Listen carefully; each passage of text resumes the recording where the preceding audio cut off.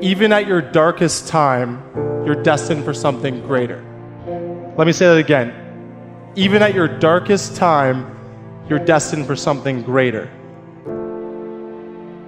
I was a mixed-race child growing up in a predominantly white town, raised by two white adopted parents. And by age 16, we had a falling out and I was removed from the family home.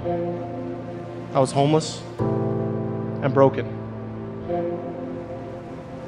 I was then brought to a small town where I was mistaken for the other mixed-race child at my public school.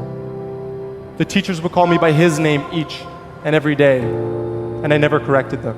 How can a sixth grader believe that there's greatness within them when they're not even being called by their own name? I remember being called for the first time on the playground at school, and I was confused as to why the other students were expecting me to fight him. It wasn't until I went home crying that day that I learned that I was different from every other kid at school, and my brother, and the parents explaining this all to me. It wasn't until I asked when my adopted brother's skin color was going to darken like mine that I realized that I didn't fit into this life that was laid out before me, that I was just blending in. This led to years of confusion and frustration. I began asking questions that always came back with the same answer.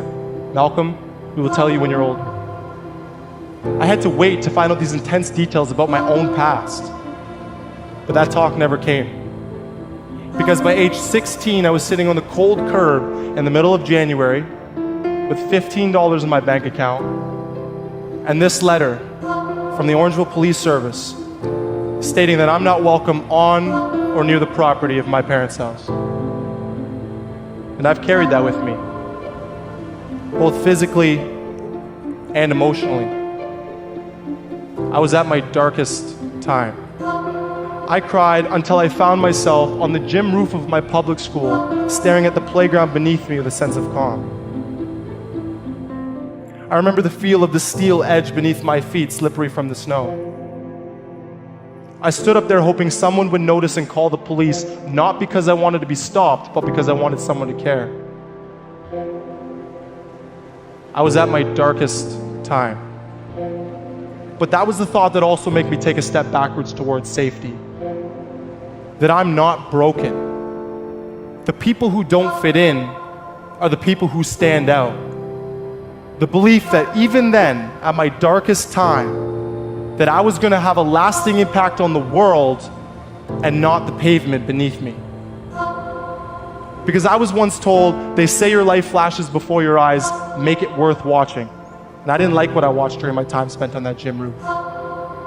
I healed my mind. I became comfortable with being different. My friend's family took me off the street to watch me succeed. I now have a place to go home to during the holidays, and there are presents under the tree with my name on it at Christmas time. I have gone on to post-secondary school where I captained Durham College's men's first rugby team to an OCAA gold medal.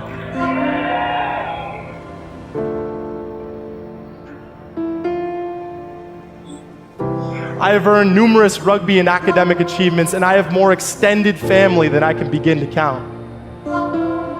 4 years ago, the family that took me in sat me down and walked me through the process of getting my adoption paperwork. Last year it came in. 4 files this thick about my true identity from birth to age 6. I was calm. I was calm because I was happy with who I was, and I didn't need a file to tell me that. The past doesn't define me, I define me. And if there's one thing I'd ask you to take away from my speech, it's the belief that everyone, even at their darkest times, is destined for something greater, because I conquered mine, and it saved my life.